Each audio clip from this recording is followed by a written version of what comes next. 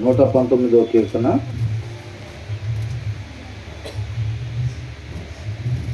97 నుంచి 100 వచనం వరకు మనం ధ్యానించుకున్నాం. ఏం నేర్చుకున్నాం ఆ 4 వచనాల్లో? చదవకుండా ఎవరని చెప్పండి. జ్ఞానం గురించి తెలుసుకున్నాం. మంచి మాట. జ్ఞానం వల్ల ఏమొస్తుందంటే మనకి దేవుడుగా తెలుస్తాడు. ఆ 4 వచనాల్లో నుంచి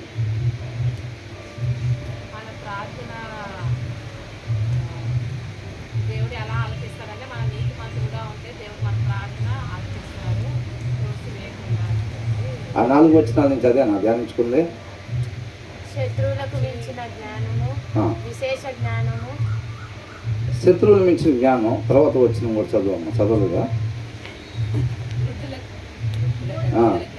శత్రువులని మించిన జ్ఞానము. మన ఆత్మీయ జీవితాన్ని దెబ్బతీయటానికి నిత్యము శత్రువులు ప్రయత్నం చేస్తూ ఉంటారు. మన ముందర వాళ్ళ గుంటలు త్రవ్వి ఉంచుతారు. ఎనీ టైము ఒక ఆత్మీయుడికి, విశ్వాసికి వలలు సిద్ధపాటు చేసి ఉంటాయి. అయినా సరే ఆ వలలలో చిక్కుకొనకుండా మన ఆత్మీయ జీవితాన్ని అంతవరకు కాపాడుకునేవారుగా మనం ఉండాలి. కాబట్టి మన శత్రువులకి మించిన జ్ఞానం మనకి కావాలి. అప్పుడే మనం విజయాన్ని పొందుకోగలుగుతాం. అలాంటి జ్ఞానం మనకి ఎక్కడి నుంచి వచ్చిందంట? దేవుని వాక్యం నుంచి వచ్చిందంట.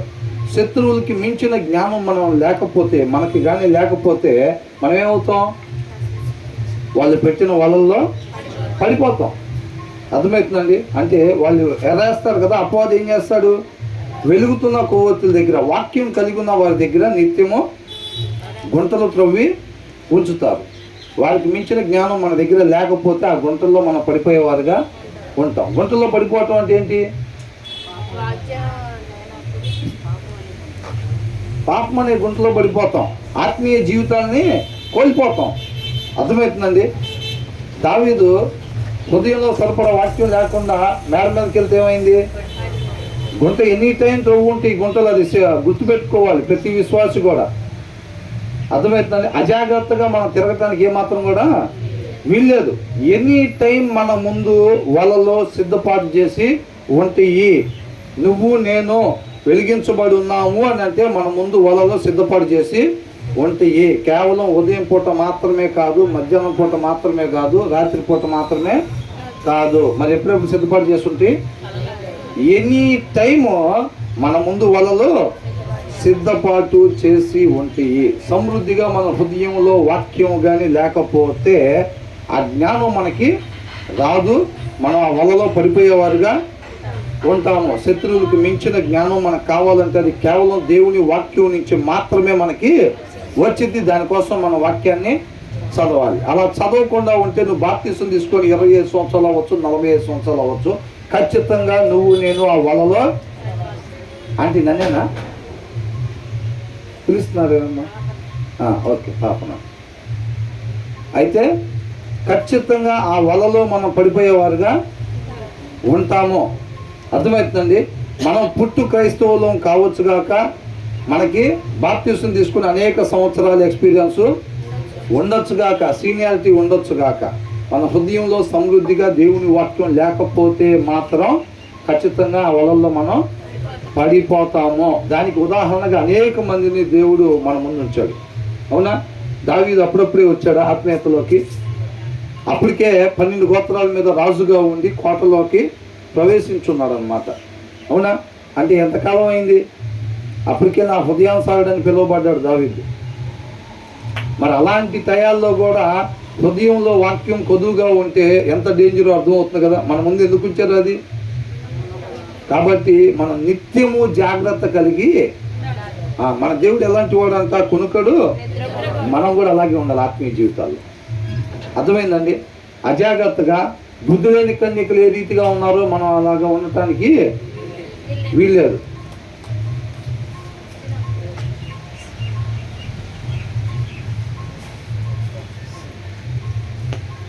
బుద్ధి లేని కన్యకలు ఏ రీతిగా అజాగ్రత్తగా, అవునా? బుద్ధి లేని కన్యకలు ఎలాగున్నారండి? బుద్ధి గల కన్యకలు మెలకువ కలిగి జాగ్రత్తగా ఉన్నారు, చెక్ చేసుకుంటా ఉన్నారు ఆత్మీయ జీవితాన్ని. బుద్ధి లేని కన్యకులు అజాగ్రత్తగా ఉన్నారన్నమాట. కాబట్టి మనం అజాగ్రత్తగా ఉంటే మాత్రం ఖచ్చితంగా ఆత్మీయ జీవితాన్ని కోల్పోతాము. కాబట్టి తగిన జాగ్రత్త మనం కలిగి ఉండాలి. మొదటి శత్రువులు మించిన జ్ఞానం, రెండోది బోధకులకి మించిన జ్ఞానము. బోధకులు, అవునా? బోధకులు అంటే వాళ్ళకి తెలిసిద్దా తెలీదా? బోధకులుగా వచ్చిన వాళ్ళకి ఏం తెలియకుండా ఉంచుంటారా? ఇప్పుడు క్లాస్ టీచర్ వచ్చాడు అనుకోండి, వాళ్ళకి తెలిసిద్దా లేదా సబ్జెక్టు?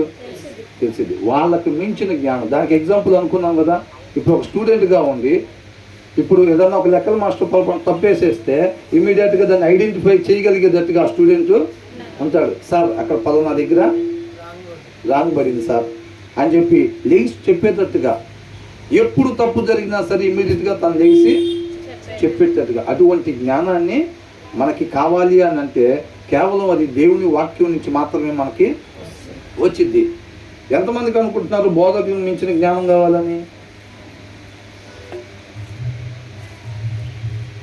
ఓ బస్తా బియ్యం కావాలని? నేను చెప్పేది అర్థమవుతుందా? అంటే తెలుగులో ఒక సామెత ఉంది, ఏంటది? చెవిటాడు ముందు అలా తెలియపరచబాకండి. బోధకులకు మించిన జ్ఞానం కావాలని ఎంతమంది అనుకుంటున్నారు అంటున్నా. ఇది మనకి ఎందుకు రాపిచ్చారు?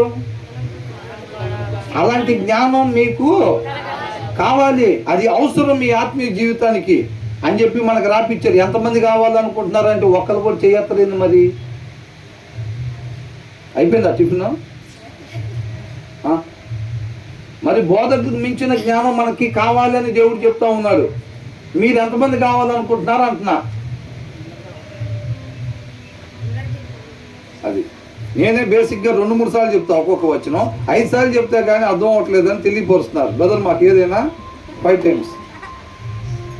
5 టైమ్స్ అంటే లాస్ట్ టైం 4 వచ్చినా లేని ఈసారి 2 అవుతాయి గంటకి, అవునా? బోధకులకు మించిన జ్ఞానం మనకి కావాలి అని అంటే యేసుక్రీస్తు వారిని కూడా ఏమనుకున్నాం? చిన్న వయసులోనే జ్ఞానుల కన్నా పెద్దవారి కన్నా అధికారుల కన్నా కానీ వాళ్ళతో తర్కిస్తూ ఉంటే యెరూషలేములో తప్పిపోయినప్పుడు వాళ్ళ తల్లిదండ్రులు వచ్చంట, మిగతా వాళ్ళ చుట్టుపక్కల కూడా ఆశ్చర్యపోయారంట. ఈయనకి ఇటువంటి జ్ఞానం ఎక్కడి నుంచి వచ్చింది అని చెప్పి ఆశ్చర్యపోయారంట. ఎక్కడి నుంచి వచ్చింది? తండ్రి మాట నుంచి పొందుకున్నాడు ఆ జ్ఞానాన్ని యేసుక్రీస్తు వారు. అర్థమవుతుందండి? ఆయన పోలి జీవించాలి అని అంటే మనం కూడా ఆ యొక్క వాక్యం నుంచి ఆ జ్ఞానాన్ని, బోధకులకు మించిన జ్ఞానాన్ని మనం పొందుకోగలుగుతాం. తర్వాత మూడోది ఏంటి?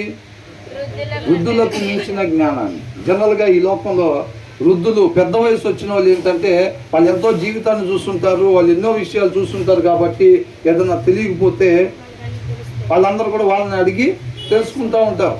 ఇంట్లో పెద్దోళ్ళు ఎవరైతే ఉంటారో వాళ్ళు సలహా తీసుకుంటూ ఉంటారు. ఇలా చేయరా, ఈ టైంలో ఇలా చేయి, అలా చేయి అని అంటూ ఉంటారు. 40 ఏళ్ళు వచ్చిన వాళ్ళు, 50 ఏళ్ళు వచ్చిన వాళ్ళు కూడా వాళ్ళ నాన్నగారు కానీ ఉంటే 65 సంవత్సరాల వాళ్ళు ఉంటే వాళ్ళని ఒక మాట అడిగి కనుక్కుంటారు. ఇలా ఉంది నాన్న పరిస్థితి, ఇలా ఉంది, మరి ఏం చేస్తే బాగుంటుంది అంటారు, మీ అభిప్రాయం అని అడుగుతారు ఒక మాట. ఎందుకని? వాళ్ళు అనేక పరిస్థితులు గుండా ఎల్లుంటారు కాబట్టి వాళ్ళకి ఎంతో జ్ఞానం ఉంటుంది అని చెప్పి. వారికి మించిన జ్ఞానం ఇచ్చేది ఏంటంట? దేవుని వాక్యము. అర్థమవుతుంది? అది కేవలం ఇచ్చేది మాత్రమే కాదు, అది మనకి అవసరమై ఉంది అని అంటున్నాడు దేవుడు. అటువంటి జ్ఞానం మనకి అవసరమై ఉంది. మన ఆత్మీయ జీవితాలు ఉట్టి మాట, ప్రభా అంతవరకు నా ఆత్మీయ జీవితాన్ని కాపాడుకునే కృపను దయచే ప్రభా, నేను మాత్రం బైబిల్ లేనంటే కుదరదు. అర్థమవుతుందండి? నేను మాత్రం బైబిల్ తిను, అంతవరకు నా ఆత్మీయ జీవితాన్ని కాపాడుకునే కృపని ఎలాగా? మనల్ని రక్షించటానికే ఆయన కుమారుడు అనే తాడుని లోపలికి వేశాడు. అంటే వాక్యం అనే తాడు లోపలికి వేశాడు. ఆ తాడు మాత్రం పట్టుకొని ప్రభా నన్ను మాత్రం బయటికి తీసుకెళ్ళానంటే ఏం చెప్పాలి? నిన్ను ప్రేమించి నా కృపను బట్టి నీకు ఆ తాడు ఇచ్చాను, రక్షకుడిని పంపించా. ఆజ్ఞ అతిక్రమణ చేసి మీరు పాపం చేసి ఆ ఊబిలో పడిపోతే రక్షకుడిని పంపించా. నేను ఆ తాడు మాత్రం పట్టుకోను, నన్ను మాత్రం బయటికి తండ్రి దగ్గరికి తీసుకెళ్ళి యుగ యుగాలు బతికేటట్టుగా చెయ్యంటే ఇకేం చెబుతారు? ఇక ఆయన ప్రాణం పెట్టింది దేనికోసం? పునరుద్ధరణ తిరిగి లేచింది దేనికోసం? మళ్ళీ కాపాడటానికి లోపలికి తాడేస్తే ఆ తాడు మాత్రం పట్టుకోను, నన్ను మాత్రం తండ్రి దగ్గరికి. అది దేవుడు ఇల్లీగల్గా ఏది చేయడు.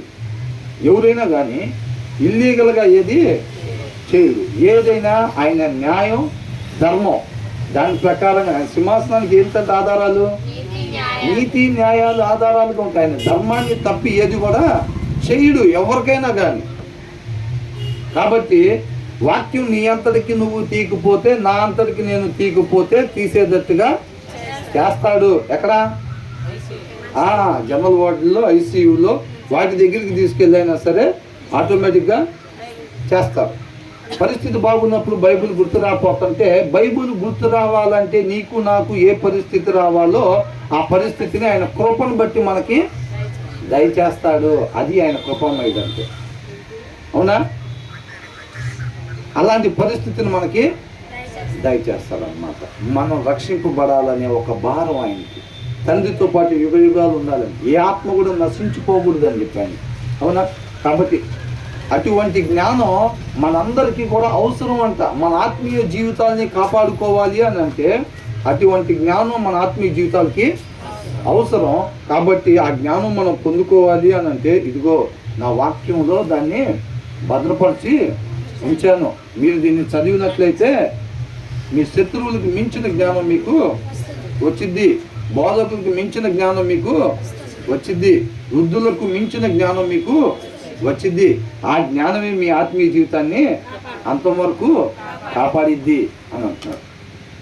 దీన్ని తీయలేదనుకోండి, గొడుగుండి పోయినసారి అనుకున్నాం కదా, గొడుగు కొనుక్కొని సంకలో పెట్టుకొని వెళ్ళి వర్షం పడుతుంటే తడిసినట్టే. ఇది మన దగ్గర ఉండి మనం ఉన్న బావిలో రక్షింపబడటానికి తాడు ఏలాడదీసి ఉండి పైనుంచి తాడు కిందకి ఏలాడదీశారు బావిలోకి. అర్థమవుతుందండి? మనం ఉన్న బావిలోకి రక్షించడానికి పైనుంచి తాడు లోపలికి ఏలాడదీసి పెట్టారు. కానీ మనం ఆ తాడు జోలి పోనట్టే. మనం బైబిల్ తీయలేదు అని అంటే మాత్రం, తీయట్లేదు అని అంటే మనం ఇంకా నశించిపోయేవారుగానే ఉంటాం. కాబట్టి వాక్యాన్ని ధ్యానించేవారుగా ఉండాలి. ఇప్పుడు 101. నేను నీ వాక్యం అనుసరించినట్లు దుష్మార్గములన్నిటిలో నుండి నా పాదములు తొలగించుకొనుచున్నాను. దేనికోసం అంట? ఈయన తప్పనేంటి? దుష్ట మార్గంలో నుంచి ఈయన పాదాలు తొలగించుకుంటాడంట. ఎందుకని తొలగించుకుంటాడు? ఈయన తపన ఆయన వాక్యాన్ని అనుసరించాలి. అదే నన్ను నిత్య జీవానికి చేర్చిద్ది, అదే నేను పోగొట్టుకున్న స్థితిని మరలా నాకు దయచేసిద్ది అనేది అన్నమాట. కీర్తనకారుడి యొక్క ఉద్దేశం ఆయన మాట ప్రకారంగానే నేను నడుచుకోవాలి. దానికోసం ఏం చేస్తారంట? ఆనందం ఏం చేస్తారంట?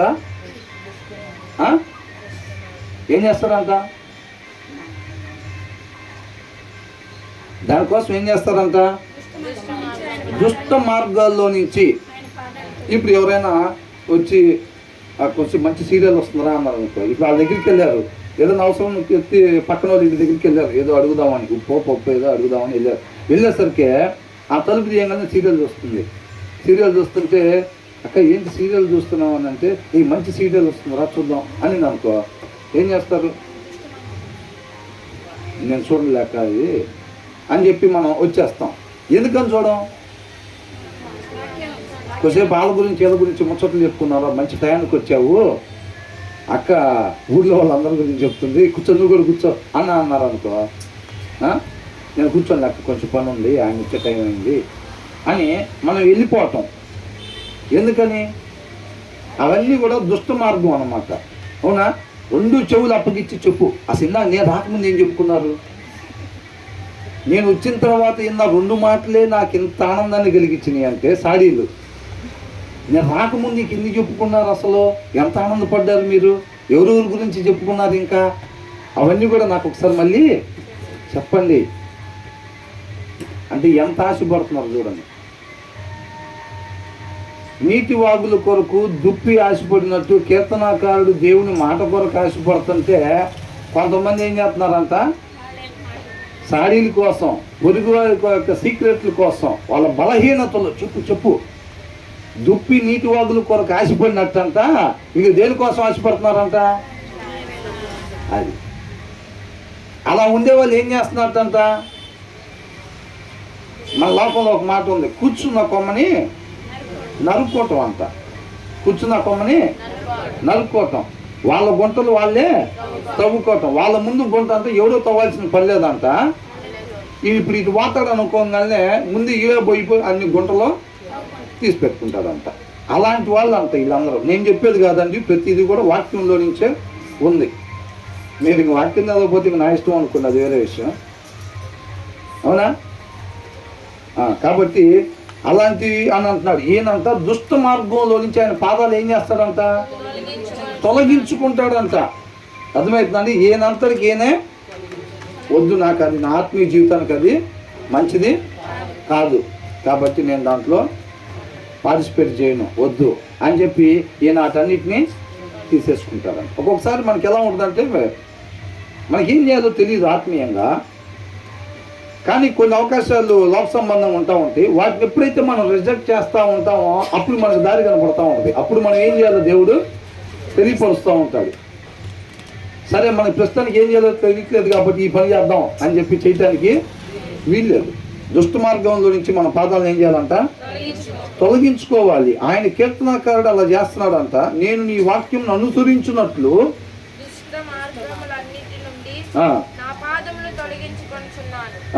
ఎందుకు చెప్తున్నాడు మనకి? ఆయన గురించి మనం తెలుసుకోవటం వల్ల వచ్చే ప్రయోజనం ఏంటి? మనం కూడా కీర్తనాకారుడు అలా ఉంటున్నాడంట. మనకెందుకు తెలియపరుస్తున్నాడు? మనం అలాంటి మార్గంలో వెళ్ళకుండా ఉంటానిక? మనం అలాంటి మార్గంలో వెళ్ళాలని ఎవరు చెప్తున్నారు? దేవుడు మనతో చెప్తున్నాడు. అర్థమవుతుందండి? ఇది ఎవరి మాట? ఇది దేవుడి మాట. కీర్తనాకారుడు ద్వారా దేవుడు మనతో మాట్లాడుతున్నాడు. మనం ఏమనుకున్నాం? ఒక ఆయన్ని ముందుకు పిలిచి, ఇదిగో నెంబర్ 1 స్టూడెంట్, ఇప్పుడు ఒక స్కూల్లో ఒక ఇన్స్టిట్యూట్లో ఒక ఆయన్ని పిలిచి, ఇది చూసారా స్టేట్ ఫస్ట్ వచ్చాడు, ఎలా వచ్చాడు అనుకుంటున్నారు, ఎన్ని గంటలు చదివాడు అనుకుంటున్నారు అని పిలిచి చెప్తున్నాడు ఒక ప్రిన్సిపాల్ అని. అంటే మనం ఏం నేర్చుకోవాలని చెప్తున్నాడు? మీరు కూడా అలాగా చదవాలి, అప్పుడు మీకు ఆ జ్ఞానం వచ్చింది అని అనుకుంటున్నారు. అది లోక జ్ఞానం, అవునా? కాబట్టి కీర్తనకారుని పిలిచి ఆయన భుజం మీద చేసి దేవుడు మనతో మాట్లాడుతున్నాడు అన్నమాట. ఏమంటున్నాడు? దుష్ట మార్గాల్లో నుంచి ఆయన పాదాలని నిప్పేసుకుంటాడు అంట. ఎందుకని? నీ వాక్యాన్ని మాత్రమే నేను అనుసరించున్నట్లు, నీ వాక్యాన్ని మాత్రమే నేను అనుసరించే దానికోసం ఈ దుష్ట మార్గాల నుంచి నా పాదాలు నేను తిప్పేసుకుంటాను అని అంటున్నాడు అని చెప్తున్నాడు దేవుడు మనతో. అర్థమవుతుందండి? మనతో ఎందుకు చెప్తున్నాడు? మనం కూడా ఆ రీతిగా ఉండాలి అని చెప్పి దేవుడు ఇష్టపడతా ఉన్నాడు. అర్థమవుతుందండి? చదువులో సక్సెస్ అయిన వాళ్ళని తీసుకొచ్చి ముందు పెడతారు.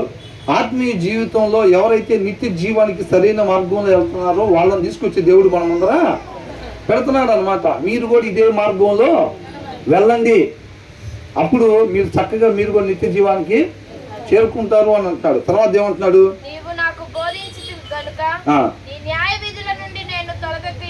ఎవరు మాట్లాడుతున్నారు ఈ మాట? ఇప్పుడు కీర్తనాకారుడు మాట్లాడుతున్నాడు. ఏమంటున్నాడు? నీవు నాకు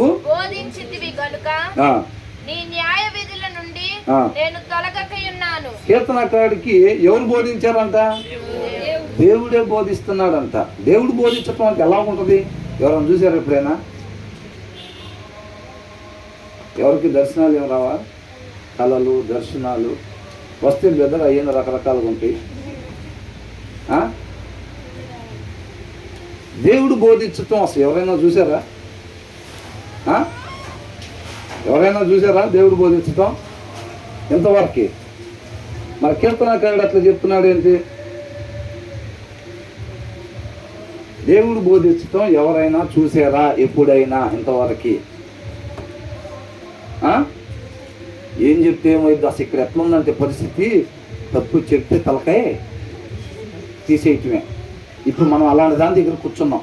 కొన్ని పరీక్షలు ఎలా ఉంటాయి? -మార్కులు.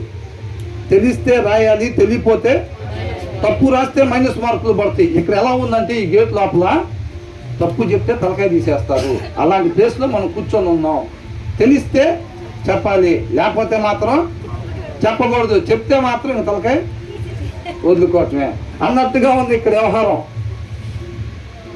లేకపోతే పొరపాటును తప్పు చెప్పానంటే అందరు చూసి ఇదా నీ ఆత్మీయ జీవితం, ఏందో అనుకున్నామే నిన్ను అనుకుంటారేమో అని చెప్పి ఏందంట ఈ రెండు విషయాలే. పొరపాటును కానీ తప్పు చెప్పామంటే ఏమనుకుంటారు అందరూ? ఇదే నీ ఆత్మీయ జీవితం, ఎంతో తెలుసు అనుకున్నావు, నీకు అసలు ఇంత భయంకరమైన తప్పులు అని చెప్పేది. 2 సార్లు తప్పు చెప్పామంటే మన ఆత్మీయ జీవితం జనాల్లో తెలిసిపోయింది. కాబట్టి మనం కాముకుని దాన్ని ఏం చేయాలంట? కాముకుని దాన్ని కాపాడుకుందాం. ఏంటంట? లేని దాన్ని, దేన్ని తెలియని దాన్ని తెలిసినట్టుగా మనం వ్యవహరించడం చాలా డేంజర్ అండి. మన స్థాయికి మించి ప్రవర్తించామనుకోండి, ఎప్పుడైనా ఏమైంది? అప్పుల పాలు అయిపోతాం, స్థాయికి మించి. అవునా? మనం ఎక్కడైనా సరే ఇంట్లో మొత్తం ఊడ్చుకొచ్చి ఒక 10,000 రూపాయలు షర్ట్ వేసుకొని జనాల్లో తిరుగుతున్నాం అనుకోండి, జనాలు ఏమనుకుంటారు? ఇవి బాగా డబ్బులు ఉన్నవాడు ఏమనుకోని సెంటర్లో పట్టుకొని ఎవడో ఒకడు అడుగుతాడు, అదే ఒక 50,000 ఇవ్వరా అని. మరి అంత బిల్డప్ ఇచ్చినప్పుడు జనాల్లో పట్టుకొని అడిగితే మరి పరుగు పోయింది కదా. లేవంటే ఎందుకురా నీకు ఆ సొక్కా బడాయి ఎందుకురా మరి నీకు అని అంటారు కదా. మరి ఏం చేయాలి? గివియో తాకడ పెట్టా 50,000 తీసుకొచ్చి ఎక్కడే ఉండరు ఇప్పుడే తెస్తానని చెప్పి తీసుకొచ్చి ఇవ్వాలి. అట్లా ఇచ్చినప్పుడు ఏమైంది? అప్పు అయి మన స్థాయికి మించి బిహేవ్ చేస్తే. కాబట్టి తెలియంది ఏదైనా సరే మనం చక్కగా నేర్చుకోవాలన్నమాట, తెలుసుకోవాలి. అవునా? దేవుడు ఇంతవరకు ఎవరికన్నా దేవుడి దగ్గర నేర్చుకోవటం కానీ ఇది మనం చూసామా అంటే ఎవరు తలకాయలేని చూశారు, సిస్టర్ చూశారని అంటున్నారు. ఆ బైబిల్లో చాలామంది చూసిన వాళ్ళు ఉన్నారు. మనకైతే అటువంటి అనుభవం లేదా? పడింది డౌట్ నాకు అర్థమైపోయింది. అంటే ఇప్పుడు దాకా మన తలకాయలు ఒప్పుకుండా ఉన్న దాన్ని బట్టి మనం రాంగ్ అనుకుంటా అని చెప్పి. అవునా?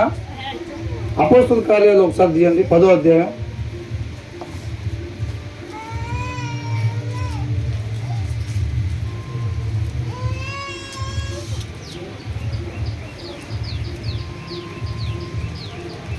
అపోస్తల కార్యములు 10వ అధ్యాయం 33వ వచనం. వెంటనే నిన్ను పిలిపించి తిని నీవు వచ్చినది మంచిది. ఈ సందర్భం ఏంటంటే కొర్నేలి అనే ఒక భక్తిపరుడు పేతుర్ని దేవదూత వచ్చి మాట్లాడినప్పుడు పలానా దగ్గర ఒక వ్యక్తి ఉంటాడు, ఆయన పేరు పేతురు, ఆయన పిలుచుకుంటే నీకు ఆత్మీయ జీవితానికి కావాల్సిన మాటలు ఆయన తెలియపరుస్తాడు అని చెప్పినప్పుడు వెంటనే ఆయన ఏం చేశాడంట? పేతుర్ని పిలిపించాడు. ఆ సందర్భం అన్నమాట ఇది. అప్పుడేమైంది? నీవు వచ్చినది మంచిది. ఏంటంట?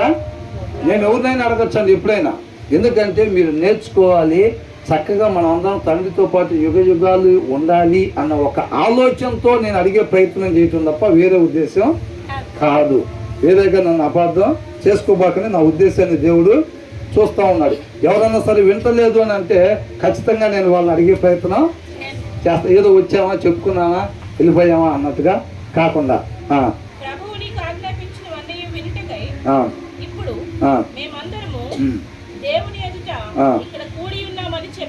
ఏమని చెప్పాడంట? దేవుని కొర్నేలి దగ్గరికి వచ్చింది ఎవరు? పేతురు వచ్చాడు. కొర్నేలి ఏం చెప్తున్నాడు? దేవుడి ఎదుట మేము ఇక్కడ కూడి ఉన్నాం. ఇలా సమూహంగా ఎవరి ముందు కూడి ఉన్నారంట? దేవుడి ముందు కూడి ఉన్నారంట. కానీ వాళ్ళ ముందు ఉంది ఎవరు? పేతురు ఉన్నాడు. కొర్నేలి ఏమనుకుంటున్నాడంట? దేవుడి ముందర కూడి ఉన్నాము అని అంటున్నాడు. తర్వాత ఏమంటున్నాడు? అందుకు పేతురు నోరు తెరిచి ఇట్లా నేను అంటే ఇక్కడ కీర్తనకారుడు ఏం చెప్తున్నాడు? నీవు నాకు బోధించితివి గనుక నీ న్యాయ విధుల నుండి నేను తొలగకై ఉన్నాను. అర్థమవుతుందండి? దేవుడు కీర్తనకారుడికి బోధించాడంట. కాబట్టి నేను తొలగిపోను అని అంటున్నాడు.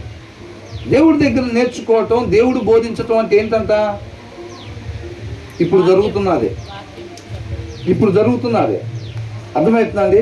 అది ప్రత్యేకంగా ఇప్పుడు పెద్ద పెద్దోళ్ళు భక్తులు బైబిల్లో ఉండే వాళ్ళకి ఒకవేళ బోధించాడేమో, అట్లాగేమీ లేదు. దేవుడి దగ్గర నేర్చుకోవటం, దేవుడు బోధించటం అంటే ఇదే. అర్థమవుతుందండి. అంటే గుడ్డిగా ఇక్కడ ఏం చెబుతారో తీసుకోమని కాదు. బెరియా సంఘం వాళ్ళలాగా చెప్పిన ప్రతి ఒక్కటి లేఖనాల ప్రకారంగా ఉందో లేదో చూసుకొని చెక్ చేసుకొని పరిశుద్ధాత్ముడు ప్రేరేపిస్తే అది మన జీవితాల్లో దాన్ని అనువదించుకోవాలి. అర్థమవుతుందండి. అంత ప్రాసెస్ మేము చేయలేము కదా. ఏంటంట అంత ప్రాసెస్ మేము చేయలేమండి. డైరెక్ట్గా మీరు ఏదైనా శైలాభిషేకం లాంటిది కలిపేసి నిత్య జీవాన్ని పోతానికి మా తల మీద ఏదైనా పోసేస్తే దానికి మాత్రం మేము తెల్లరోజు చేసుకుని వచ్చేస్తాం. ఏంటంట ఇంత ప్రాసెస్ అయితే మేము చేయలేమండి. మీరే ఆమ్లెట్ వేయటానికి కలుపుతారు కదా, అట్లాంటిది ఏదన్నా అవన్నీ మీరు చేసుకొని ఇన్స్టెంట్ కాఫీ లాగా అది తీసుకొచ్చి ఎక్కడ పోయాలంట? మా తల మీద పోసారంటే మేము కష్టపడి తల ఉంచుతామండి. డైరెక్ట్గా ఎక్కడికి వెళ్ళాలి? నిత్య జీవానికి వెళ్ళిపోవాలి. అట్లాంటిది ఏదైనా ఉంటే చూడండి, ఇంతమంది పాస్టర్ గారు వాళ్ళు ఉన్నారు కదా, మీరు అందరూ కలిసి దాన్ని కనుక్కోండి. ఇన్స్టెంట్ వెళ్ళాక అర్థమవుతుందా? చాలామంది ఆశపడే వాళ్ళు ఉన్నారు, కష్టపడుకుని వెళ్ళిపోవాలని చెప్పి. యేసుక్రీస్తు వారు ఏమన్నారు? నేనే మార్గము అని అంటాడు. ఆ మార్గం అట్లా పోవాల్సిందే. అర్థమవుతుందండి. ఆ మార్గం అలా పోవాల్సిందే. కాబట్టి కొర్నేలి అంటున్నాడు. కొర్నేలి ముందు ఉంది పేతురైనా సరే మేమందరం కూడా దేవుడి ఎదుట కూడి ఉన్నాము అని అంటున్నాడు. కాబట్టి మనం అందరం కూడా ఎక్కడ ఉన్నట్టు? దేవుని ఎదుట కూడి ఉన్నట్టు. నుంచొని చెప్పి నేను కూడా అక్కడ కూర్చొని వింటున్నట్టే. అవునా? మనందరం కూడా దేవుని ఎదుట కూడి ఉన్నాం. ఆయన మనకి నేర్పిస్తూ ఉన్నాడు అనమాట. ఆయన కృపను బట్టి ఆయన మనల్ని ప్రేమించి కేవలం కీర్తనాకారుడికి మాత్రమే బోధించటానికి, కొంతమందికి మాత్రమే బోధించటానికి ఆయన పక్షపాతి కాదు. అపోస్తుల కార్యాలు దాని కింద వచ్చిన చూడండి. ఏం కాదంట? దేవుడు పక్షపాతి కాదని ప్రతి జన్మలోనూ ఎవరిని అంగీకరిస్తాడంట? ఈ గేట్లోకి వచ్చిన ప్రతి ఒక్కరిని అంగీకరిస్తాడా? శుక్రవారం వచ్చిన ప్రతి ఒక్కరిని, ఆదివారం వచ్చిన ప్రతి ఒక్కరిని, బుధవారం వచ్చిన ప్రతి ఒక్కరిని అంగీకరిస్తాడంట. మరి ఎవరిని అంగీకరిస్తాడంట? ప్రతి జనములోనూ ఆయనకు భయపడి నీతిగా నడుచుకుని వాణిని. నీతిగా అంటే ఆయన మాట ప్రకారంగా మాత్రమే నడుచుకునే వాణిని ఆయన అంగీకరిస్తారు. ఇప్పుడు అండర్లైన్ చేసేది కాకుండా మీ బైబుల్లో ఈ వచనం ఆల్రెడీ అండర్లైన్ చేస్తున్న వాళ్ళు ఎవరు ఉన్నారా? దేవుడికే మహిమ కలిగిన గాక. అర్థమవుతుందండి. ఇలాంటి వాటిని విడిచిపెట్టకూడదు అన్నమాట. ప్రతి ఆయన ఏ ఒక్క ఆత్మ కూడా నశించిపోవటం ఆయనకి ఇష్టం లేదు. కానీ ఆయన ఎవరిని అంగీకరిస్తాడంట? రేపు దినాన అందరి దగ్గరికి ఆయన మాటని పంపిస్తాడు. ఆ మాటకి ఎవరైతే భయపడి ఆ మాట ప్రకారంగా నడుచుకుంటారో వారిని మాత్రమే ఆయన అంగీకరిస్తాడు. వాళ్ళకు మాత్రమే నిత్య జీవంలోకి ప్రవేశము. అర్థమవుతుందండి. ఆయన కృపను బట్టి ఆయన మాట మన దగ్గరికి వచ్చినప్పుడు దానికి ఎవరైతే భయపడి ఆ మాట ప్రకారంగా మాత్రమే నడుచుకుంటారో వారికి మాత్రమే నిత్య జీవము ఉండిద్ది అని చెప్తున్నారు దీంట్లో. అంతేనా ఉంది అది.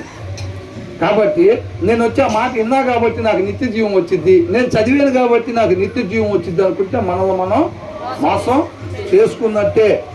ఏమన్నా ప్రతి జనంలోనూ ఆయనకు భయపడి, ఆయన అంటే ఎవరు? దేవుడికి భయపడతాం అంటే ఏంటి? ఆయన వాక్యాన్ని, ఈ చెప్పే మాట దేవుని మాట, దానికి నేను విధేయత చూపించి దాన్ని అనుసరిస్తే నేను నిత్య జీవంలోకి వెళ్తా. అంతే తప్ప నేను కేవలం విన్నంత మాత్రాన, చదివినంత మాత్రాన వెళ్ళను, దాన్ని అనుసరించకపోతే అని అర్థం. కాబట్టి నా ఉద్దేశం కొన్ని చోట్ల ఇక్కడ ఏమైనా ఉంటుంది, చెవి గలవాడు ఆత్మ చెప్పు మాట వినును గాక, అలాంటి మాట అన్నమాట. అవునా కదా? దాని ప్రకారంగా నడుచుకోవాలి. నడుచుకోకపోతే జనాల్లో ఆత్మీయులుగానే భక్తులుగానే కొనసాగుతూ ఉంటాం. ఎందుకంటే మన నడకను బట్టి, మన చూపుని బట్టి, మన డ్రెస్సింగ్ను బట్టి, మొత్తం ఇక్కడ బిహేవియర్ను బట్టి జనాలు ఏమనుకోవచ్చు, ఆత్మీయులు భక్తిపరులని అనుకోవచ్చులే. కానీ రేపు అక్కడికి వెళ్ళిన తర్వాత మనకు డోరు ఓపెన్ అవ్వదు. కాబట్టి వాళ్ళని కవర్ చేసాం, వీళ్ళకి కవర్ చేసాం, వాళ్ళకి కవర్ చేసాం కాదు, అక్కడ కవరింగ్లు ఏమి ఉండవు. ఎవరైతే అనుసరిస్తారో వాళ్ళకి ఆటోమేటిక్గా యాక్సెస్ గేటు సెన్సార్ ద్వారా ఓపెన్ అయిపోయింది అంతే. అనుసరించిన వాళ్ళకి గేటు మలాటాలు గిలాటాలు తీసుకెళ్ళినా కానీ ప్రయోజనం ఏమి ఉండదు. అది దాన్ని జాగ్రత్తగా మనం చూసుకోవాలి. దీంట్లోనే ఇదే అధ్యాయంలో 171 వచ్చిన ఒకసారి చూడండి.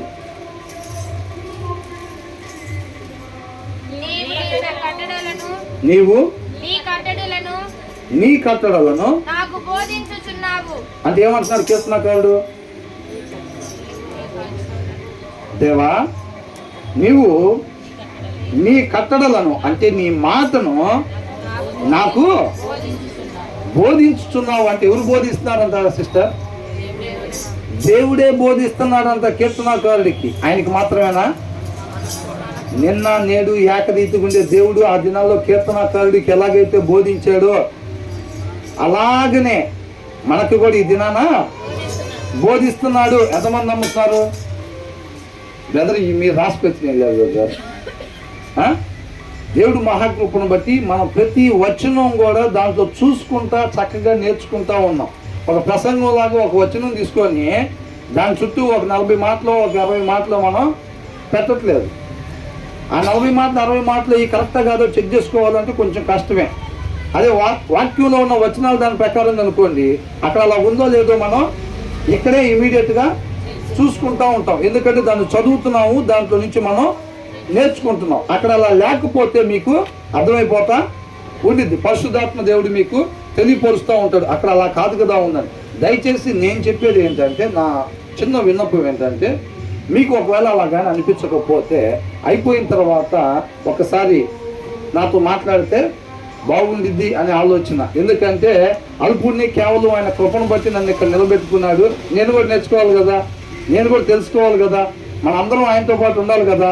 కాబట్టి నేను కూడా తండ్రితో పాటు యుగయుగాలు ఉండాలనే ఒక భారం మీకు ఉన్నట్టయితే కనుక మీకు పరిశుద్ధాత్మ దేవుడు నేను చెప్పింది కాకుండా వేరే రకంగా బయలుపరిస్తే తప్పనిసరిగా నాకు కూడా తెలియపరచాలని కోరుకుంటా ఉన్నాను. ఇక్కడ కీర్తనకారుడు ఏమంటున్నాడు?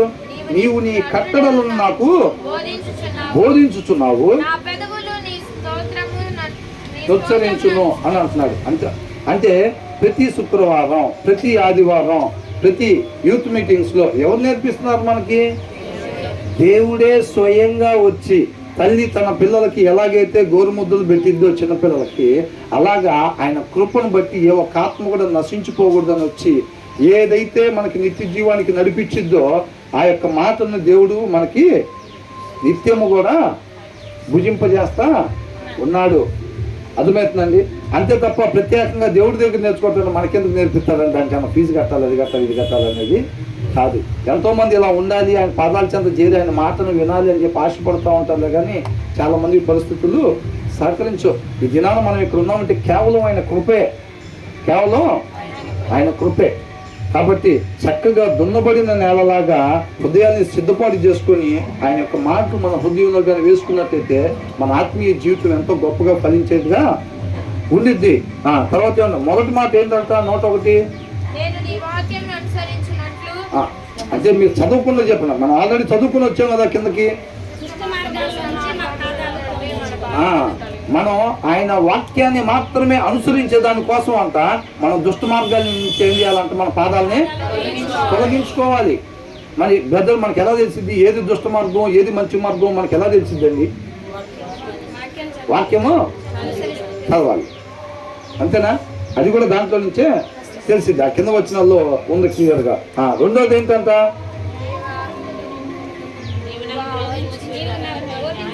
దేవుడే స్వయంగా మనకి బోధిస్తున్నాడు అనేది అర్థమవుతుందండి. తర్వాత ఏమంటున్నాడు? నీ వాక్యములు నా జిహ్వకు ఎంతో మధురములు. ఎవరికంట? ఇది మందేనా? మనకే. ఇది ఎవరికి? ఆ ఫీలింగ్ ఎవరిది? కీర్తనాకారుడిది. అవునా? ఆయనకి ఎలా ఉందంట? నీ వాక్యములు నా జెహోవాకు ఎంతో మధురములు, అవి నా నోటికి తేనె కంటే తీపిగా ఉన్నవి. ఆ తేనెతో ఎందుకు పోలుస్తారు? అప్పుడున్న ఫుడ్స్ లో తేనె అనేది చాలా మధురమైనది కాబట్టి దానికంటే అని, అంటే దేవుని వాక్యము కన్నా తీయనైనది మధురమైనది ఏది లేదు అని చెప్పే విధానం అన్నమాట. ఆ భాష, ఆ శైలి, బైబిల్లో అనేక పుస్తకాలు ఆయా శైలిని బట్టి రాయబడ్డాయి అన్నమాట. మనం దాన్ని తెలుసుకున్నామంటే సింపుల్గా ఆ యొక్క పుస్తకంలో ఉన్న దాన్ని మనం ఆ సారాంశం తొందరగా మనం గ్రాప్ చేసుకోవచ్చు. ఏమంటాడు? ఈ వాక్యములు నాకు నా జిహ్వకు అంటే ఏంది? How sweet or your words to my taste రుచికి అని అర్థం. హౌ స్వీట్, ఎంత తీపిగా ఉన్నాయి అని అంటున్నాడు. How sweet or your words to my taste, sweeter than honey to my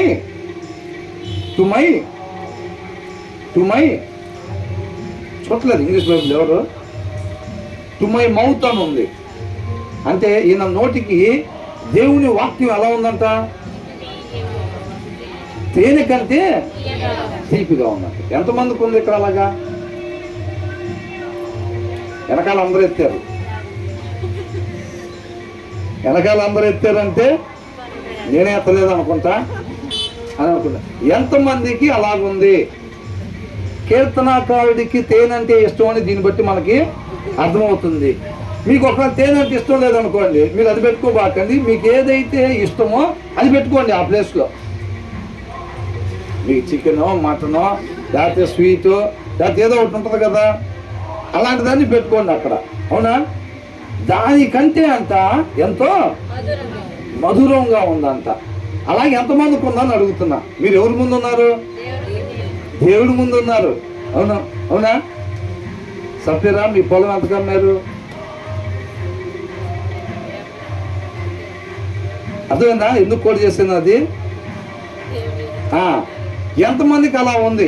మీ జెహోవాకు దేవుని వాక్యం మీకు రుచికరమైన ఆహారం కన్నా ఎంతో మధురంగా ఎంతమందికి ఉంది? నీ వాక్యములు నా జిహ్వకు ఎంతో మధురములు అని అంటున్నాడు. ఏంటంట? ఎంతో మధురములు, దానికన్నా ఎంతో మధురములు అని అంటున్నాడు దేవుని వాక్యం అంతా ఆయన నోటికి. అర్థమవుతుందా? ఎంతమందికి ఉందన్నారు? ఒక్కసారి ఏమనుకోబాకండి. మిగతా వాళ్ళకి అంత రుచి మాకు తెలియట్లేదండి అంటే ఇక కరోనా వచ్చినట్టే. రుచి తెలియదు ఎప్పుడు? కరోనా వచ్చినప్పుడేగా. మాకేమి వాక్యం చదువుతుంటే అంత రుచి ఏమి అనిపించలేదండి మాకు. అలాగుందా?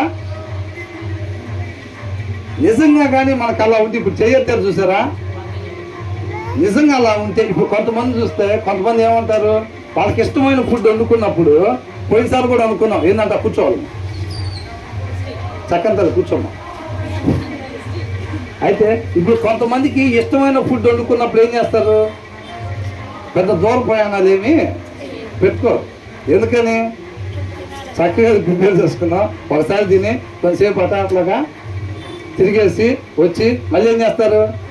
మళ్ళీ కొంచెం వేసుకొని మళ్ళీ కొద్దిగా తినేసి మళ్ళీ కొంచెం అట్లా వాళ్ళ ఇంటి దగ్గర తేలింటి దగ్గర కొంత సమయాన్ని ఆదివారం పూట ఎందుకు తెచ్చుకుంటారు? ఖాళీగా ఉన్నాం, ఓ పట్టొచ్చు.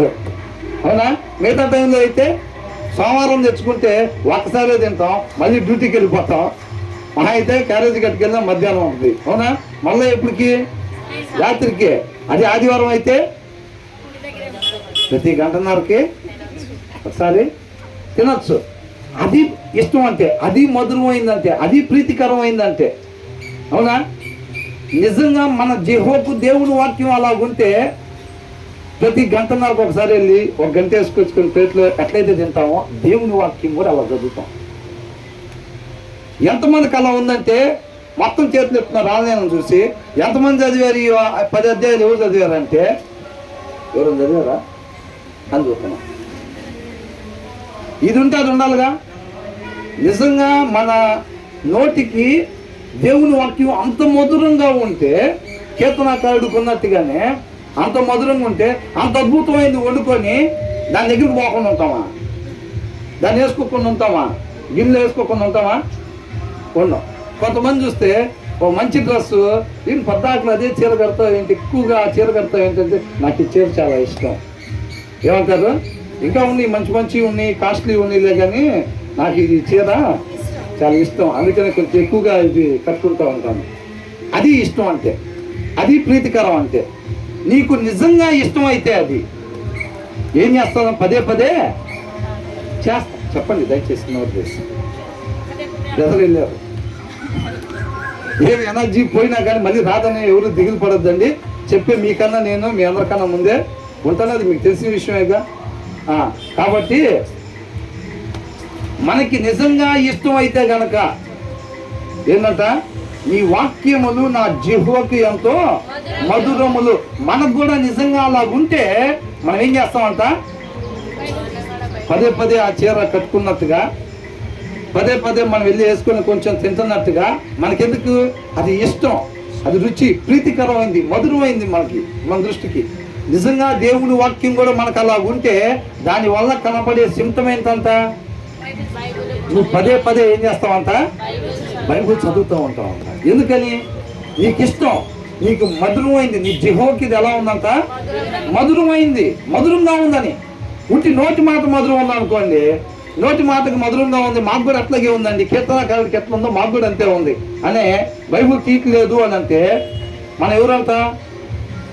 అబద్ధికులు అంట. ఎవరంట? అబద్ధికులు.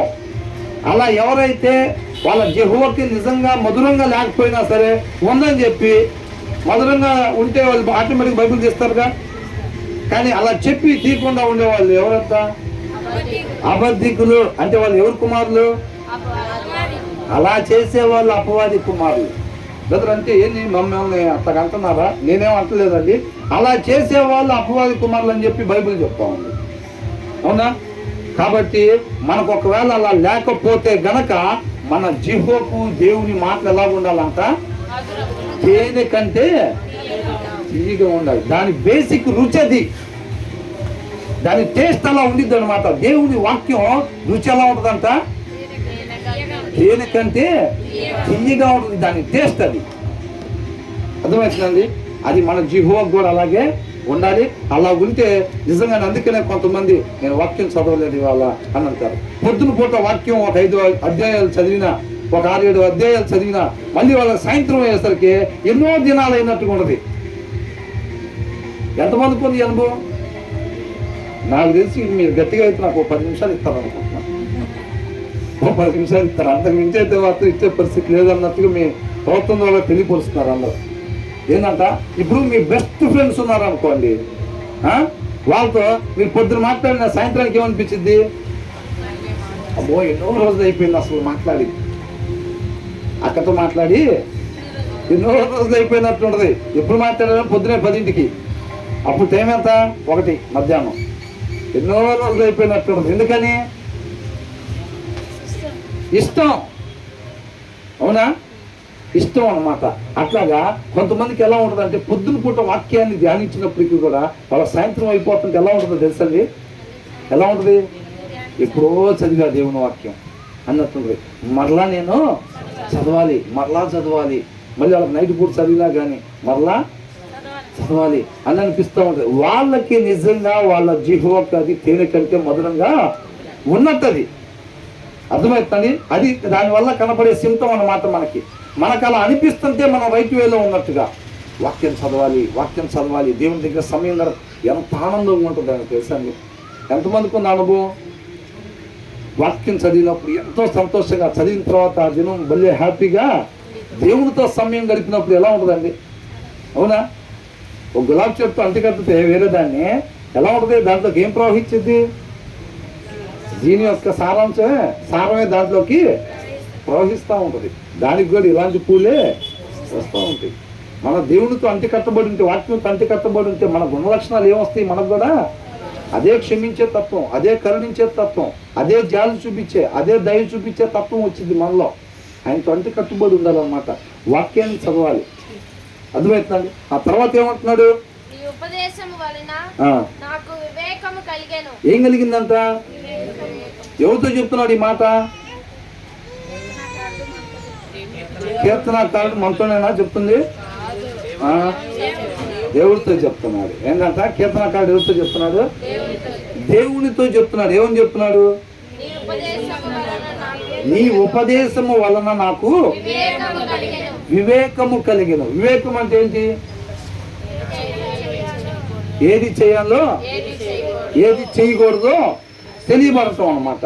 అర్థమవుతుందండి? వాక్యం అనేది అదే కదా, స్ట్రైట్ లైన్. వాక్యం అనేది ఒక స్ట్రైట్ లైన్ లాగా మన ముందు పెట్టబడిద్ది అనమాట.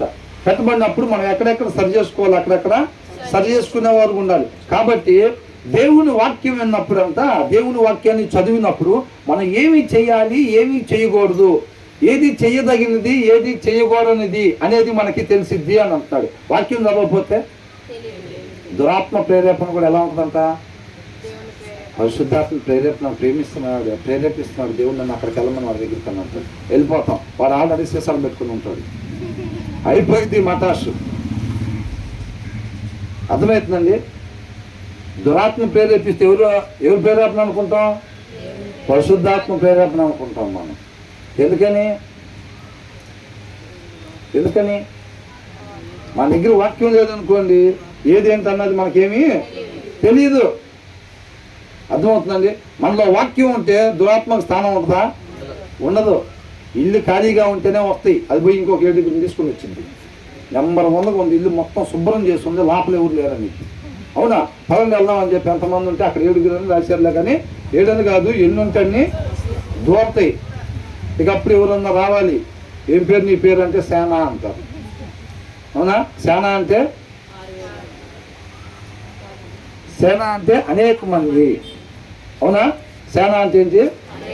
అనేకమైనవి అంటే ఒకటి కన్నా ఎక్కువగా ఉన్నాయి అక్కడ అని. ఒకటి పడితేనే అంతంత మాత్రం. అవునా? ఇక ఎక్కువ పట్టినాయి అంటే అది. కొంతమంది అనుకుంటున్నారా వాడికన్నా భయంకరం మనం, ఆయన నన్ను బట్టేది ఏంది, ఆయన నన్ను బట్టినా పెద్ద ప్రాబ్లం ఏం లేదు, నేను వాటికి బట్టానంటే పెద్ద ప్రాబ్లం అయితే ఏంటంట? వాక్యం లేని హృదయం నిజంగానే ఎలాంటిది? అది మోసకరమైంది కాబట్టి అది నాశనానికి తీసుకెళ్ళింది. దాంట్లో నుంచి వచ్చేది దానికన్నా డేంజర్ ఒక రకం చెప్పాలంటే. వాక్యం లేని హృదయాన్ని అనుసరిస్తాడు ఎక్కడికి తీసుకెళ్ళిద్ది? చక్కగా నేషనల్ హైవే లాగా నిత్య నరకానికి తీసుకెళ్ళిద్ది అది. అవునా? ఏమైందండి? ఏం కాదు, బాగానే ఉన్నట్టు ఉంటుంది, లోపలంతా కుళ్ళిపోతూ ఉంటుంది. పైకి బాగానే ఉంటుంది. ఏమైంది? మనం చదవలేదు వాక్యం, ఏమైనా ఏం కాదు, బాగానే తిన్నాం, బాగానే నిద్రపోయాం, కంటిన్యూలో చక్కగా నిద్రపట్టిందిగా మనకి అనుకుంటాం. నిన్న కూడా చదవలేదు, అంతా బాగానే ఉందిగా, అంటే అంత అవసరం లేదనుకుంటా అనిపించింది. అవునా కదా? ఎక్కడికి తీసుకెళ్ళిద్ది అది? శుభ్రంగా నిత్య నరకాగ్ని తీసుకెళ్ళిద్ది. ఆడికి వెళ్ళేసరికి మంచి వెలుగు ఉంటుంది. ఏ వెలుగు? ఈ వెలుగు కాదు, ఆ వెలుగు ఉంటుంది అది. అవునా? ఇక దాంట్లో ఉంటుంది ఇంకా ఫ్రై గ్రిల్ చికెన్ లాగా ఉంటుంది వ్యవహారం. కాబట్టి ఏమంటున్నాడు? ఈ ఉపదేశము వలన నాకు వివేకం కలిగే. కొంతమందికి వాక్యం దగ్గర కూర్చోవటం అంటే ఏమి లేదు, మంట మీద కూర్చున్నట్టే ఉంటుంది, మొల్ల మీద కూర్చున్నట్టే ఉంటుంది. టీవీల కాడ కూర్చోమంటే ఆహా ఐస్ గడ్డ మీద కూర్చున్నట్టు ఎంత బాగుందో. వాక్యం దగ్గర కూర్చోమంటే అంతే. పాటలు బాగానే పాడతారు, ప్రార్థన బాగానే చేస్తారు, వాక్యం అనగానే ఏదో పని పెట్టుకొని వెళ్ళిపోతూ ఉంటారు అంతే. అప్పుడు ఏమంటారు? ఫ్యాన్ తట్టడానికి నేను లేదు సార్, రోజు కరెక్ట్గా టైంలో ఫ్యాన్ తట్టకపోయేది. ఎక్కడ పోయి చేపలు తీసుకురావటానికి పోయి మాత అంటాడు దేవుడు. ఏమంటాడు? మాత కదా బ్రదర్ నేను అని అంటే, నువ్వని నాకు తెలుసు, నువ్వు చేసే క్రియ ఎలా ఉందంట, మాతకి తగినట్టుగా ఉంది అని అంటాడు. అర్థమవుతుంది? వాక్యం దగ్గర కూర్చోలేరు ఎవరు? ఆ దప్పిగా ఉన్న తత్వం ఉండాలి, అదే నన్ను బ్రతికిచ్చిద్దనే ఒక ఆశ ఉండాలి. అర్థమైందండి? మన ఆత్మీయ జీవితాన్ని బ్రతికిచ్చేది ఏంటి, కాపాడేది ఏంటి? కేవలం దేవుని మాట మాత్రమే. అర్థమవుతుంది? అలాంటి మాట వచ్చేటప్పుడు ఎలా ఉండాలి? ఇప్పుడు నీళ్లు 24 గంటల్లో ఒక 20 నిమిషాలు వదులుతారు అనుకోండి, పొద్దున కూడా 11ంటికి. ఆ టైంలో ఏమైనా పనులు పెట్టుకుంటామా? ఇక రోజు మొత్తం వదలరు, ఆ 20 నిమిషాలే నీళ్ళు వదులుతారు అనుకోండి, ఎలా ఉంటాం మనం? 11 అయింది ఆల్రెడీ, మొత్తం తీసుకొచ్చారా బిన్నెలను తీసుకురండి. ఎప్పటి నుంచి? 11 కాడ నుంచి. అవునా? రోజు మొత్తం ఆ 20 నిమిషాల్లో నీళ్ళు వస్తాయిగా. నిత్య జీవానికి నడిపించే ఆయన మాట దగ్గర మాత్రం ఎలా ఉంటాం? అదే రోజు మొత్తం వస్తాయి అనుకోండి నీళ్ళు, నీళ్ళు వస్తాయి పట్టుకొని అంటారా? అవి ఏముందని ఇప్పుడు పట్టపైన కొద్దిసేపు ఆగిన తర్వాత పట్టుకొచ్చాయి, రోజు మొత్తం వస్తూనే ఉంటాయి. ఆయన కృప బుధవారం, శుక్రవారం, ఆదివారం పొద్దున, ఆదివారం సాయంత్రం అలాగే నీళ్ళు వస్తుంటే ఇప్పుడు కాకపోతే రేపు, ఇవాళ చదవకపోతే రేపు, ఈ వారం చదవకపోతే వచ్చే వారం, ఈ నెల చదవకపోతే వచ్చే నెల. ఇప్పుడే పోతున్నామే, ఇది మనమే ఉన్నాం. 2 సంవత్సరాలు బతకవా? ఆయన కృప వల్లనే బతికాం. ఏంటంట? ఆయన కృప వల్లనే బతికాం. అట్లా కాకుండా మనం ఏ రోజు చదవలేదో ఆ రోజు పిడుగుపడిందంటే వాక్యం చదవని వాళ్ళు ఉండరు. ఇంకా అర్థమవుతుందండి. ఒకరి మీద అట్లాగే పడి ఈ దినం నేను వాక్యం చదవలేదు అందుకే పిడుగుపడిందని చెప్పి టీవీలలో చూపెడుతున్నారు అనుకోండి, అసలు బైబిల్ తిన వాళ్ళు ఉంటారా? అలా దేవుడి దగ్గరికి తీసుకోడు. ఆయనకి క్షణమే పని, క్షణం కూడా ఎక్కువ, క్షణం కూడా ఆయనకి ఎక్కువ. అబ్బాయి అంటే సమయాన్ని తెలియపరుస్తున్నాం అనుకుంటున్నాను. కాబట్టి ఈయనేమంటున్నాడు? నీ ఉపదేశము వలన నాకు ఏది చెయ్యాలి ఏది చేయకూడదు అనేది ఏం కాదు, ఏం చెయ్యాలి ఏం చేయకూడదు అనేది నాకు వాక్యం వినటం వల్ల తెలియబడతా ఉంది. నేను వాక్యాన్ని చదవకపోతే నాకు ఏం చేయాలి ఏం చేయకూడదు అనేది తెలియదు. అప్పుడు ఏం చేస్తాం? ఏది పడితే అది చేస్తూ ఉంటాం.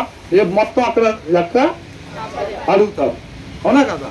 కాబట్టి వాక్యం చదవటం వలన శత్రువులకు మించిన జ్ఞానం వచ్చింది, వాక్యాన్ని చదవటం వలన బోధకులకు మించిన జ్ఞానం వచ్చింది, వాక్యం చదవటం వలన వృద్ధులను మించిన జ్ఞానం అనుసరించటం వల్ల వృద్ధులను మించిన జ్ఞానం వచ్చింది. మన దుష్ట మార్గాల్లో నుంచి మన పాదాలు తొలగించుకోవటం వల్ల దేవుని వాక్యాన్ని మనం అనుసరించేవారుగా ఉంటాము. స్వయంగా దేవుని యొద్దనే ఆయన కృపను బట్టి మనం నేర్చుకుంటూ ఉన్నాం, అవునా? ప్రతినిత్యం. కాబట్టి సత్యస్వరూప సహవాసానికి వెళ్తున్నాం, కృష్ణపల్లి బ్రదర్ గారి దగ్గరికి వెళ్తున్నాం, లేకపోతే అక్కడ ఇంకొక ఆయన దగ్గరికి వెళ్తున్నాం అని అనుకోబాకండి. ఎప్పుడైనా ఫెలోషిప్కి వచ్చేటప్పుడు ఎక్కడికి వస్తున్నాం అనుకోవాలి? దేవుని యొద్దకే వస్తున్నామని అనుకోవాలి. ఈ ప్రదేశంలో దేవుడు ఉన్నాడు అనుకోవాలి. నేను ఎక్కడున్నాను అనుకోవాలి? అక్కడ ఉన్నాను అనుకోవాలి. అర్థమైందండి? కాబట్టి అక్కడ కూర్చొని ఉన్నా నేను కూడా అని అనుకోవాలి. నేనని కాదు, బ్రదర్ చెప్పేటప్పుడైనా ఇంకొకళ్ళు వచ్చి చెప్పేటప్పుడైనా వాళ్ళు కూడా అక్కడ కూర్చొని ఉన్నారు అనుకోవాలి. ఆయన కృపను బట్టి తల్లి తన పిల్లలకి ఎలాగైతే పెట్టిందో దేవుడు మన నిత్యం తల్లితో పాటు ఉంచడం కోసం ఆయనే వచ్చి ఈ ఆహారాన్ని మనకి పెడుతున్నట్టుగా రండి. ఆ భయం భక్తి కలిగి దేవుడు ఉన్న దగ్గర పలానా దగ్గర దేవుడు ఉన్నాడంటే ఎట్లా వెళ్తాం? అక్కడ మన ప్రవర్తన ఎలా ఉంటుంది? అలా ఉంటుంది. అర్థమవుతుందండి? కాబట్టి ఆయన ఫెలోషిప్లో మనం కూడా అలాగే ఉండాలి. కాబట్టి తర్వాత ఏమంటున్నాడు? ఆయన వాక్యం అంతా మనకి ఎలా ఉండాలంట? మన జిహ్వకు మధురముగా ఉండాలంట. ఇక అంతకన్నా మన జీవితంలో ఏది మనకి బాగా ఇష్టమో దానన్నిటికన్నా ఎన్నో లక్షల రెట్లు దేవుని వాక్యం మనకి మధురంగా ఉండాలి అని అంటున్నాడు. అలా ఉంటే నీకు అలా బాగా నచ్చిన చీరను పదే పదే ఎలాగైతే కట్టుకుంటావో, నీ జిహ్వకు నిజంగా నాకు మధురంగా ఉంటే నువ్వు పదే పదే నా పాదాల చెంత, ఇది చూడాలి, పదే పదే నా పాదాల చెంత చేస్తావు. అదే నీకు సిమ్టం. నీ నిజంగా అంత మధురంగా, అన్నిటికంటే అదే నీకు మధురంగా ఉంది అనేది నీకు నాకు ఎలా తెలిసిద్దంటే నువ్వు పదే పదే దాని దగ్గర చేరుతూ ఉంటావు. దాన్ని బట్టి మనకు తెలుస్తూ ఉంది. అది సిమ్టం అన్నమాట. జ్వరం వచ్చినప్పుడు ఎలా ఉంటుంది? నీకు జ్వరం వచ్చిందని ఎలా తెలిసిద్ది? పట్టుకున్నప్పుడు వేడిగా ఉంటుంది, తెలిసిద్ది అది, అవునా? అట్లాగా మనకి నిజంగా అన్నిటికన్నా దేవుని వాక్యమే మనకి మధురంగా ఉంది మన జీవితంలో అనేది మనకి ఎలా తెలిసిద్దంటే పదే పదే నువ్వు దాని దగ్గరికి వెళ్ళాలని చెప్పి నువ్వు కోరుకుంటూ ఉంటావు అన్నమాట. నీ హృదయం ఆశపడుతూ ఉండిద్ది. నీకు ఇష్టమైన ఫ్రెండ్స్తో సమయాన్ని మళ్ళీ వెళ్ళి మాట్లాడాలి, ఇంకొంతసేపు వాటితో ఇంకొంతసేపు మాట్లాడితే బాగుంటుంది, మళ్ళీ ఒక 2 గంటలు వెళ్ళి మళ్ళీ మాట్లాడదాం అని ఎలాగైతే అనిపిస్తూ ఉంటుందో దేవునితో సమయం గడపాలని మనకు అలాగా అనిపిస్తూ ఉండిద్ది. అది ఒక సిమ్టమ్ అన్నమాట. అలా అనిపించట్లేదు అంటే మన యెహోవాకు అది తేలికంటే మధురముగా లేదు అని అర్థం. మనకు అనిపినంత మాత్రాన దాని రుచి లేనట్టుగా కాదు, దాని రుచి ఎక్కడికి పోదు, కానీ దాన్ని మనం సరిగ్గా టేస్ట్ చేయట్లేదు అని అర్థం. కాబట్టి వాక్యాన్ని విడిచిపెట్టకుండా చదవండి అని చెప్పి దేవుడు ఆయన కృపను బట్టి మనకి తెలియపరుస్తూ ఉన్నాడు. ఆ తర్వాత ఏమంటున్నాడు? ఈ ఉపదేశము వలన నాకు వివేకము కలిగెను, తప్పు మార్గములన్నీయు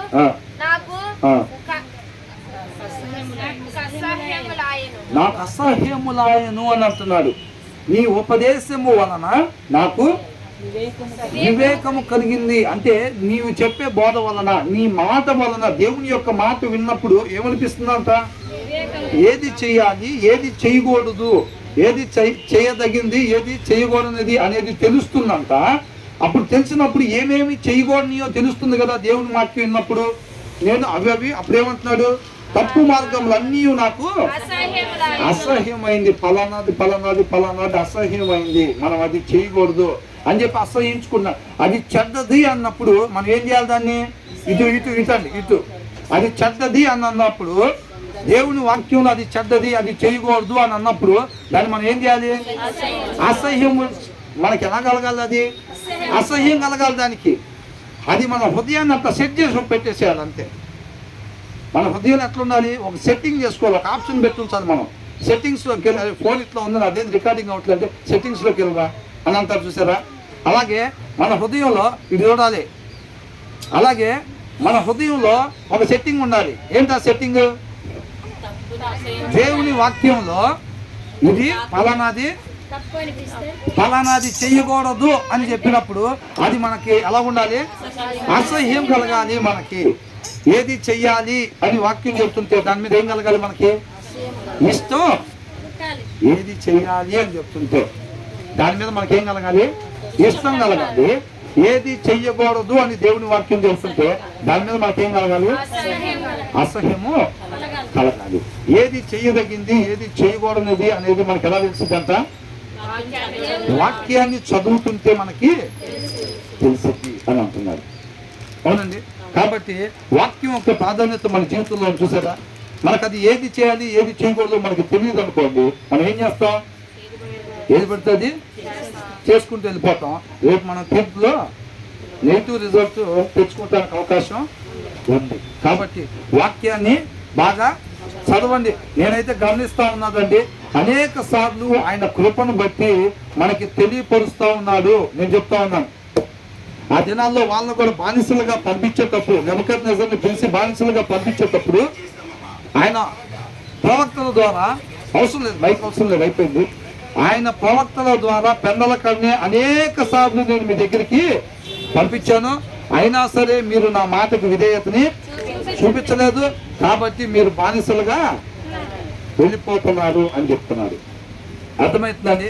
కాబట్టి అనేక సార్లు ఆయన నా మాటని ధ్యానించండి, చదవండి చదవండి చదవండి అని దేవుడు చెప్తా ఉన్నాడు. చదవగలిగిన వాళ్ళకి నేను చెప్తున్నానండి, చదవండి చదవండి అని చెప్తున్నాడు. అయినా సరే ఏముందలే అని చెప్పి లైట్ తీసుకున్నారంటే మాత్రం ఆ దినాల్లో వాళ్ళు ఎలాగైతే బానిసలుగా ఉన్నారో తర్వాత దినాల్లో ఖచ్చితంగా నిత్య నరకాగ్నికి గురయ్యేవారుగా ఉంటాము. లబో దీపమును మొత్తుకున్న ప్రయోజనం ఏమీ లేదు. కాబట్టి దీపం ఉండగానే ఇల్లు చక్కబెట్టుకోవాలని చెప్పి కోరుకుంటా ఉన్నాను. దేవునికే మహిమ కలుగును గాక. ఆమేన్.